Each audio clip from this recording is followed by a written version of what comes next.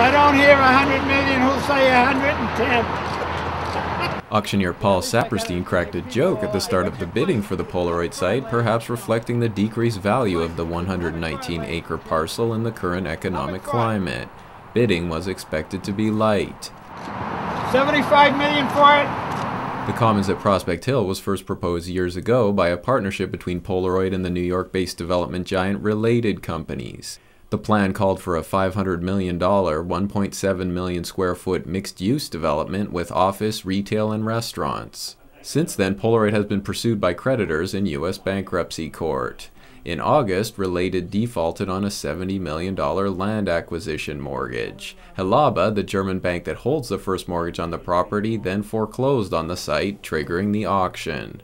We're right on Route 128. Of the 70-odd people on hand, the number of bidders was between 5 and 10, but only 2 got in on the action. The bank itself and Needham-based Bullfinch Companies, which countered Hilaba's initial bid of $25 million with a $26 million bid. And 27 of you, sir. And 27 I have. After upping the bid to $27 million, the auctioneer conferred with the bank and accepted their final bid of $42.5 million. The auction leaves the development in limbo.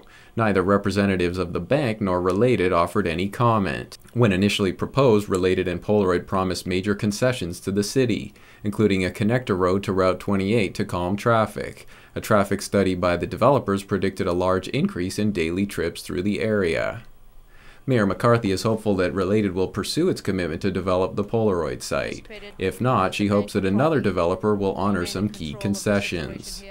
There's 4 things that we in the community are concerned with. One is the traffic improvements, because there is no direct access to 128 here, to keep all the traffic out of the neighborhoods, to prevent the cut-through traffic.